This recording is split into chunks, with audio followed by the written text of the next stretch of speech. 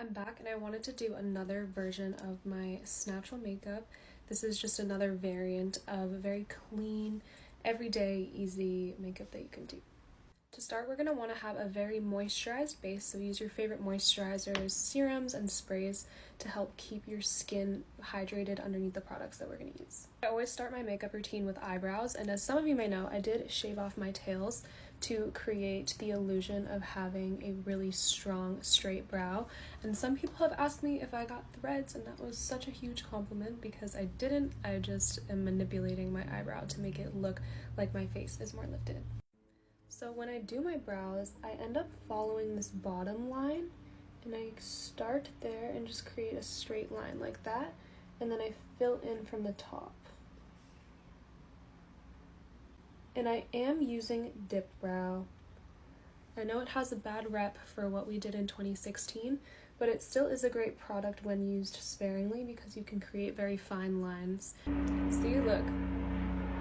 And I have not set this with my gel yet, but look at what that did. And our eyebrows are on. I'm going to take my NYX brow glue, and I started brushing my brows to the side rather than upwards to kind of create a more concise, sharper brow. For a while there, I was really trying hard to have the laminated brow look, but it just did not work for my eyebrows. And I think this looks so much better on me to have a straighter brow. I will brush up these parts right here, but generally I brush it this way. Next, I'm going to go in with this Kosas concealer under my eyes, just to get rid of some of that darkness. I'm trying not to put too much product since this is going to be a daytime look for me, and I don't want to wear a ton of makeup. Okay, and now we are going to go in and blend. I have this mini beauty blender that I wet, and just kind of underpainting before we put on the other products, to just create a very even skin tone. I always buy my concealer much lighter than my actual shade because I like to use it to highlight more so than to actually conceal. I like this concealer because it's not super dry, and I think having hydrated under eyes gives a better illusion of plumpness. I'm going to go in with just a bit more. I'm going to take this Makeup by Mario contour stick and just contour and carve out my cheeks very gently. Put a little on my nose. Taking a wet beauty blender, I'm just going to dab that product into my skin, and I just stamp it on my nose as well. This is a holy grail product for me. This is the Soft Sculpt Transforming Skin Enhancer, and it's like a balm that just glides on, and I love to use this all over my face. I think it is intentionally made for like bronzing, but I use it all over, and it just gives me that sun-kissed glow, and I am in shade medium.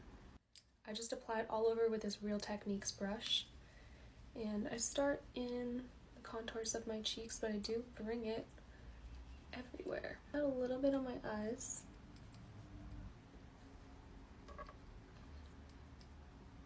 Then I'm going to go in with this little tiny brush right on the bridge of my nose with this highlight just to make it more contoured.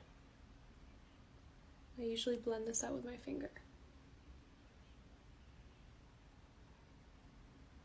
Then taking my favorite glowish powder and going all over just to set. I don't like to set my everyday makeup with a lot of under eye powder because I find that it makes it look more makeup-y in the daylight. If I was going out at night, I would never not set my makeup with just regular setting powder, but during the daytime I can get away with it because I know it's only going to be on my face for so long. I'm not spending an entire night out, and during the pandemic, if you can do this, I trained myself not to touch my face at all, and that has helped me tremendously with my makeup. So when I'm consciously not touching my face, it generally can stay a little bit better. I like to go from the bottom, right here, sides, and we'll blend that out a little bit. Sometimes I even take the brush where I had the Mario Balm on it and I just go back over because it kind of deposits right on the high points of my nose and creates some natural contour. I'm also going to add some Freck to the high points of my nose. I think Freck is the best little faux freckle product, and I think the key is to only do a little bit and not go overboard, and that's what looks the most natural. just make little dots and then take your finger and just move it around. Blend them out a little bit. Little baby frecks. I'm gonna add a few more, I think. Also, because I'm going for a super natural look today, I want a little bit of definition, and I'm gonna use Freck in the inner corner of my eye because it's so light and it's just gonna look like a natural shadow, just to extend my eye a little bit. So I don't want to use actual eyeliner, but this will just make my eye look a little bit pointier. Definitely not what you're supposed to be using Freck for, but see, just adds a little something. I do have a lash lift, but my tint is definitely wearing away, so I'm going to use the Waterproof Better Than Sex mascara. Just go in on my lashes.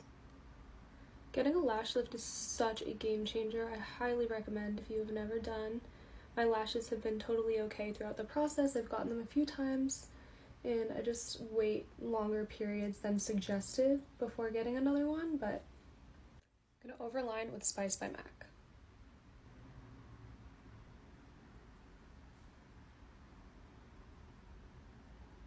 Last, I'm going to use my NARS Orgasm X blush.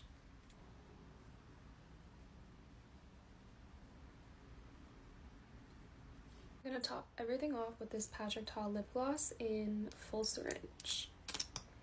It really does give that effect. Okay, and this is the final result. Stepping into some sunlight here, the light's changing.